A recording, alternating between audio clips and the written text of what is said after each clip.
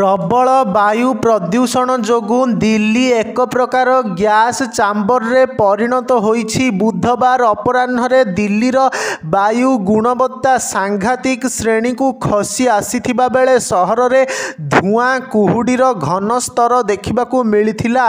कम visibility कारणरू जातीय राजधानी अभिमुखे किछि विमान को डाइभर्ट करा जायथिला। भारतीय पाणीपाग विभागर सूचना अनुजाई बुधवार सकाळ प्राय 5:30 घन कुहुडी सृष्टि हेबारु सहर में दृश्यमानता ह्रास पाइथिला। बुधवार अपराह्न वायु गुणवत्ता सूचकांक अनेक अंचल 420 टपिथिबा बेले सकाळे एहा 370 रे रहिथिला।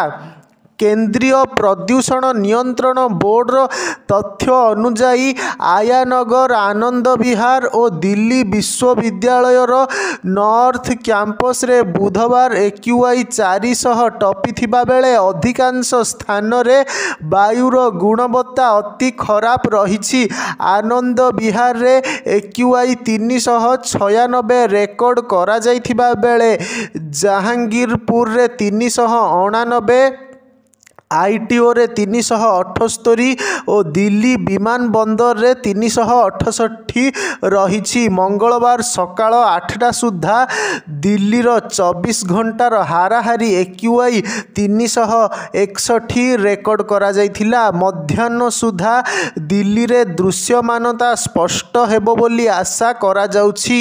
सफदरजंग भली अंचल रे दृश्यमानता 400 मीटर को वृद्धि पाइछि। तेबे पंजाब और हरियाणार केतेक स्थान रे अपराह्न पर्यंत दृश्यमानता कम रहिबार संभावना रही। सहरर केतेक स्थान रे दृश्यमानता प्राय 0 को खसी आसीछि एवं कार गुड़िक रास्ता रे फॉग लाइट व्यवहार करुछंती। इंदिरा गांधी अंतर्जातीय विमान बंदर पक्षरु एक एडवाइजरी जारी करी कुहा जाइछि जे कैट 3 सुविधा नथिबा विमान गुड़िक कुहुडी जोगु प्रभावित हेबे। यात्री माने विमानर अपडेट सूचना पाइबा पई संपृक्त एयरलाइंस सह जोगाजोग करबाकू अनुरोध करा जाइछि।